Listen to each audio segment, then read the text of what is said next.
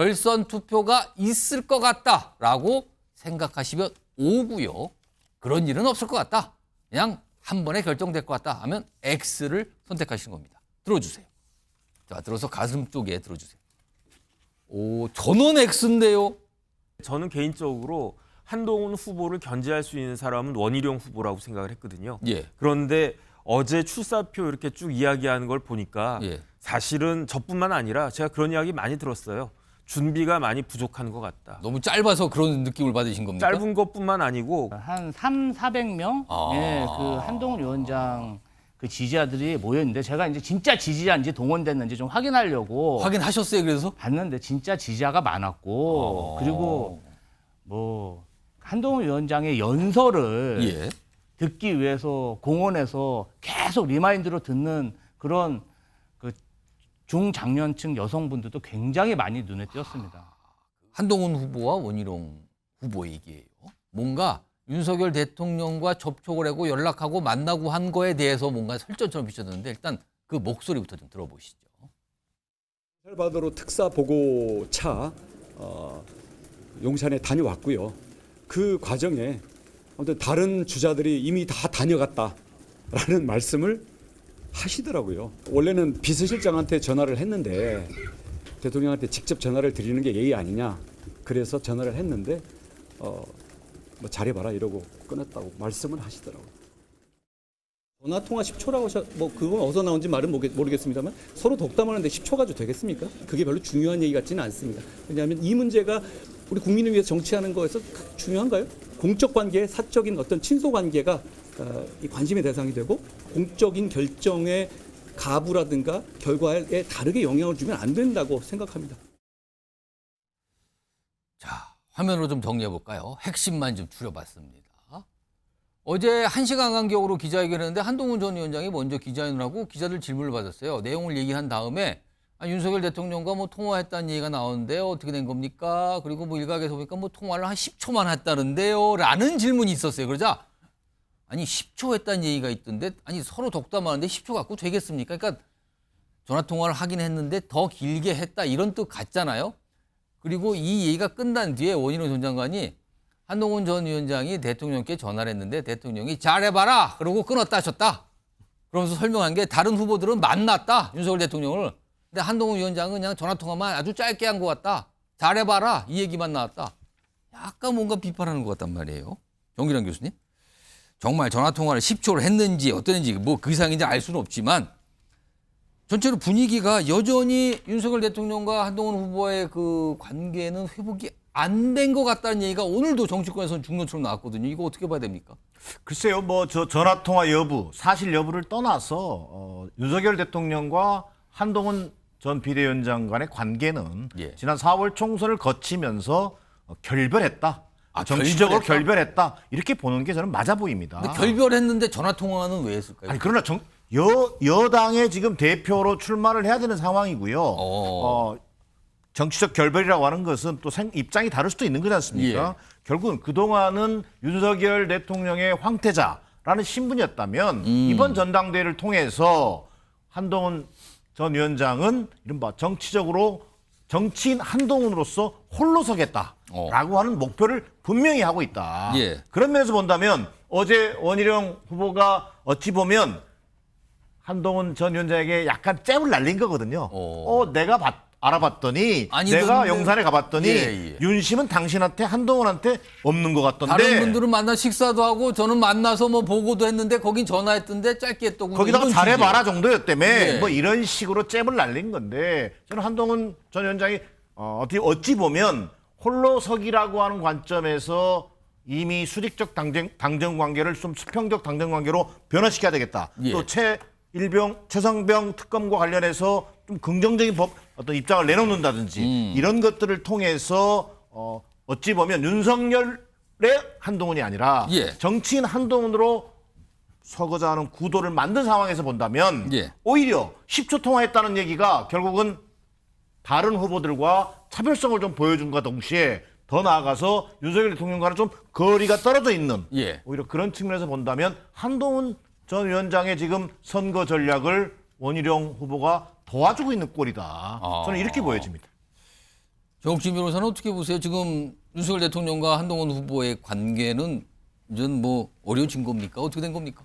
글쎄요, 그걸 떠나가지고 원희룡 후보가 어제 4분 이야기하고 747자 이야기했는데 예. 그 내용이 뭐냐면 나는 대통령하고 신뢰가 있다. 신뢰가 있다. 나는 대통령과 원팀이다.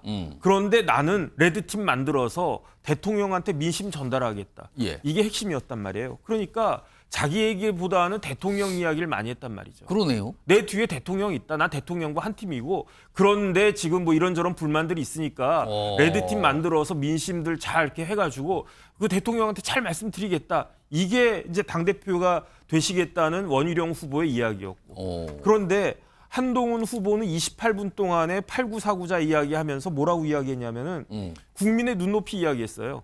국민의 눈높이가 말만이 아닌 실천하는 여당을 만들어 보겠다. 예. 그다음에 당정 관계를 수평적으로 재정립하겠다. 당정 관계겠습니까? 당하고 대통령실 관계겠지. 그렇겠죠. 그다음에 그러니까 결론은 뭐냐면은 원희룡 후보는 나는 대통령과 이만큼 친하다는 것을 강조한 거고 예. 지금까지도 또 강조한 거예요. 예. 어제 그렇게 이야기하고 오늘 나 이렇게 가까운데 한동훈 후보는 10초밖에 안 되네. 이 이야기를 갖다 또 한 거고 한동훈 후보는 어떻게 이야기했느냐. 내가 당대표가 되면 어쨌든 어려운 이 상황에서 그 국민의힘이라고 한 여당을 이렇게 이끌겠다. 이 이야기한 거 아니겠습니까? 예. 두 사람이 이야기하는 게 완전히 달라요. 그러니까 저는 궁금한 게 과연 그렇다라고 하면 국민의힘 당원들은 원희룡과 한동훈 중에서 예. 누구를 택할 것인가? 아. 그게 앞으로 3년간의 그 정국을 갖다가 규정 지을 거고요. 예. 그게 결국은 대선을 규정할 것이다. 저는 그렇게 판단됩니다. 10초 통화로 표현되지만 그 표현에는 바라보는 지점이 완전히 다르다. 지금 이건데요. 아까 영상에서 들으셨지만요. 한동훈 전 위원장은 윤석열 대통령 관계에 대한 설명을 길게 하면서 공적 관계라는 표현을 강조했습니다. 친하다, 신뢰가 있다, 말을 쉽게 전할 수 있고 믿음이 있다 이런 게 아니라 공적 관계라는 표현을 강조합니다. 이것도 좀 주목을 받았죠. 이런 상황에서요. 어제 한동훈 후보 김건희 여사 특검 관련해서도 얘기를 꺼내놨는데요. 이거는 최병 특검과는 조금 분위기가 달랐습니다. 목소리 들어보시죠. 가방 사안 같은 경우는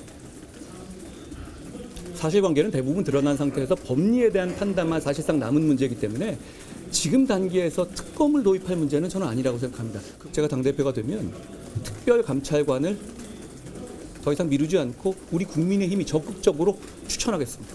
투명성을 제거하기 위해서 제2부속실을 즉시 설치하려고 강력하게 요구드리겠습니다. 자, 그럼요. 정리 좀 해볼까요? 화면에 있습니다.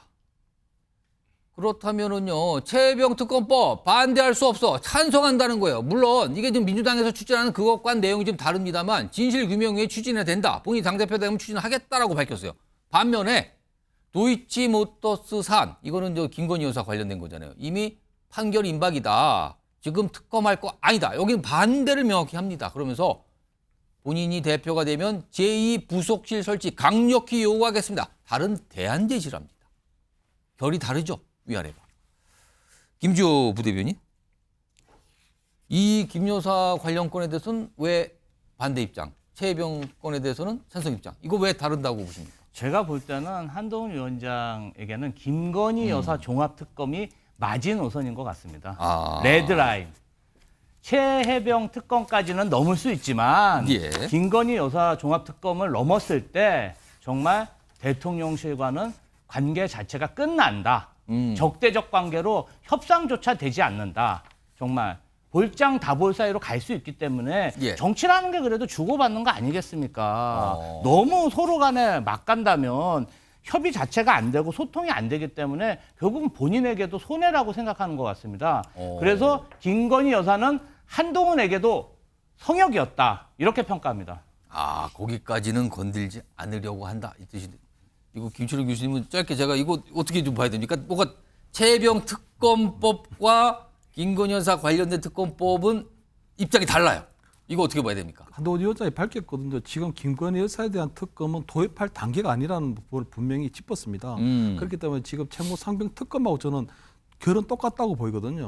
어쨌든 지금 특검이라고 하는 부분들이 추진되는 과정에 있어서 필요하다면 그 안에 있는 그 전제 조건들이 성립돼야 된다는 부분이거든요. 예. 그래서 채무상명 특권 같은 경우에는 아까 말씀드린 것처럼 지금 1년이 지났는데도 불구하고 공수처 수사나 경찰 수사가 제대로 나온 사실이 없고 새로운 의혹들이 계속 뻗어져 나온다면 예. 결국 어느 정도의 특검은 불가피할 것이 아니냐, 국민적인 여론을 수용해야 될 필요가 있다는 부분이고, 김건희 여사 특검 같은 경우에는 지금 검찰총장이 직접 나서서 예. TF팀을 만들고 지금 이 수사도 하고 있고 또 항소심 판결도 진행되고 있는 부분이 있기 때문에 그것은 당분간 좀 지켜보고, 그리고 난 이후에 거기에도 마찬가지로 국민적 의혹이 있다면 당연히 그 부분에 있어서 좀 더 전향적으로 판단할 수 있는 근거가 있다는 것이죠.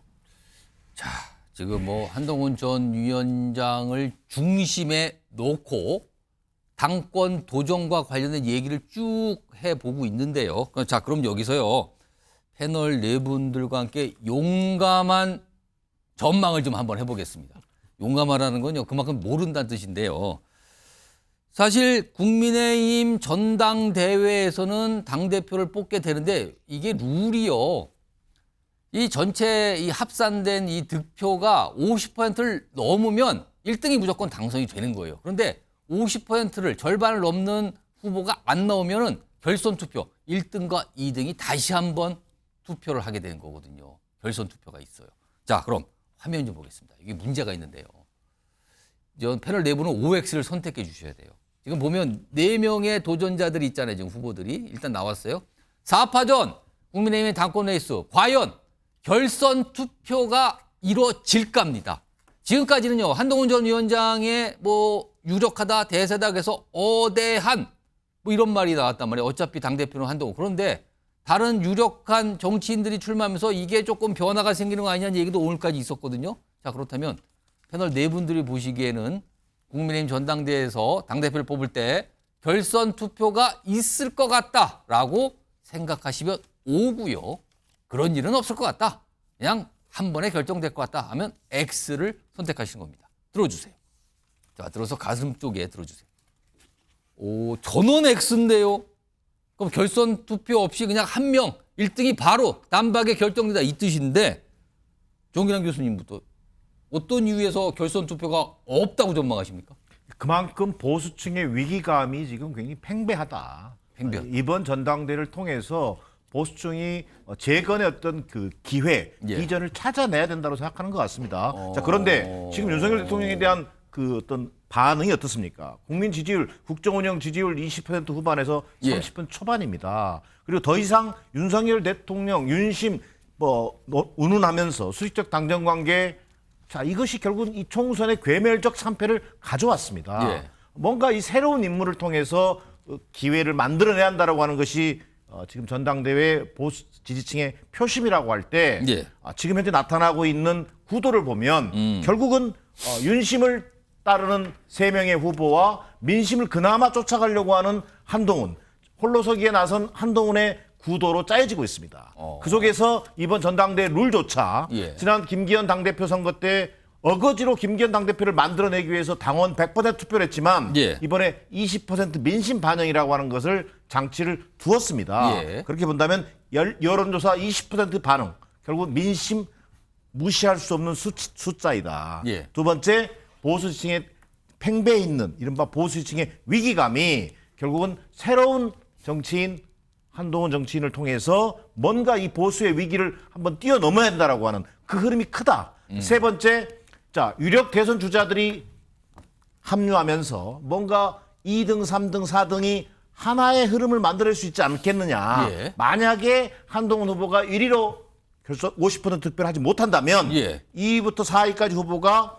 친윤 후보라고 하는 어떤 정체성을 가지고 나름대로 결집한다면 뒤집을 수 있지 않겠는가. 예. 충분히 생각할 수 있습니다만 예. 저는 지금까지 정치사에서 세력을 달리하는 사람들이 이질적인 세력이 결합해서 결국은 1위 후보를 이기는 경우는 많이 보았습니다만 비슷한 색깔의 예. 이른바 비슷한 컬러의 색깔을 가진 후보들이 2등, 3등, 4등이 산술적인 합으로 1위 후보를 이기는 경우를 보지 못했다는 측면에서 사실은 결선 투표를 가더라도 쉽지 않겠습니다만 지금 흐름은 어대한이 약간 지금 뭔가 출렁거리는 수준이지만 근본적인 판세를 뒤집고 있지는 못하다라는 것이 개인적인 판단입니다. 다 똑같은 답을 네 분이 하셔서 한 분만 더 볼까요? 정혁진 변호사 네. 들어주세요. X 한번 들어주시고 결선 투표 없다고 전망하신 건데 어떤 뭐 좀 떠오르는 근거가 있습니까? 글쎄요, 뭐 아직 한 달이 남아 있으니까 예. 그러니까 또 어떻게 변화할지는 모르겠는데 저는 개인적으로 한동훈 후보를 견제할 수 있는 사람은 원희룡 후보라고 생각을 했거든요. 예. 그런데 어제 출사표 이렇게 쭉 이야기하는 걸 보니까 예. 사실은 저뿐만 아니라 제가 그런 이야기 많이 들었어요. 준비가 많이 부족한 것 같다. 너무 짧아서 그런 느낌을 받으신 겁니까? 짧은 것뿐만 아니고 그런데 당장 윤상현 후보가 뭐라고 이야기했습니까? 일주일 전까지 원희룡 후보가 내가 잘 도와주겠다 뭐 이런 이야기 했다는 거 아니었겠습니까? 예. 그러니까 실질적으로 출마를 준비한 게 일주일이 채 안 되는 것 같다. 그럼 그 사이에 뭐 어떤 뭐 변화가 있었는데 좀 그 준비 기간이 짧았다 너무. 그러니까 제가 봤을 때는 이제 한 달 동안에 예. 그 짧은 준비 기간을 다 극복하고 최소한 과반을 저지할 수 있을 만큼의 그러한 득표력을 보여줄 수 있을 것인가. 지금으로 봐서는 조금 어렵지 않나 하는 생각이 듭니다. 김주호 부대변인 계속 X 들고 계시는데 제가 다른 이유가 좀 있으십니까? 제가 짧게 드릴게요. 제가 어제 예. 그 한동훈 위원장하고 원희룡 지사가 출마 회견을 하는 곳에 있었습니다. 보셨어요? 그런데 예. 보수 유권자들이 예. 새로운 보수 지도자를 선택하고 싶은 열망이 너무 강했습니다. 그러면 그때 지지자들 분들 밖에 막 국회 밖에 계시고 그 안에도 계시고 막 그랬다면서요. 그런데 그 한 300~400명 그 한동훈 위원장 그 지지자들이 모였는데 제가 이제 진짜 지지자인지 동원됐는지 좀 확인하려고 확인하셨어요. 그래서 봤는데 진짜 지지자가 많았고 그리고 뭐 한동훈 위원장의 연설을 예. 듣기 위해서 공원에서 계속 리마인드로 듣는 그런 그 중장년층 여성분들도 굉장히 많이 눈에 띄었습니다. 그 분위기를 보신 거예요, 그러면. 예, 그래서 정말 국민의힘도 이제 제대로 한번 이겨보고 싶다. 민주당을 뛰어넘고 싶은 그 열망이 강하고 사실 예. 윤석열 정부가 좀 부실한 리더십인 건 뭐 사실 아닙니까? 그러다 보니까 좀 한동훈 위원장에 대한 기대가 컸고 예. 두 번째로 한동훈 위원장도 그거를 좀 성찰을 하면서 태도, 예. 깐족깐족거리는 검사의 그 어떤 예. 그 태도에서 벗어나서 뭔가 태도 면에서 굉장히 좋아졌고 그리고 계속 흡수하면서 하고 싶은 말은 이거였습니다. 예. 총선 때 정말 시간이 모자라서 진 거지 제대로 능력을 발휘하면 이길 수 있다. 예. 그런 비전은 좀 제시했다고 봅니다. 김주호 부대변인께서 갑자기 한동훈 후보에 대해서 굉장히 긍정적 평가를 해주시는 것 같아서 굉장히 이례적인 것 같아요. 아무튼 알겠습니다. 아무튼 네 분이 모두 다 결선 투표는 없을 것 같다 이렇게 전망을 했습니다.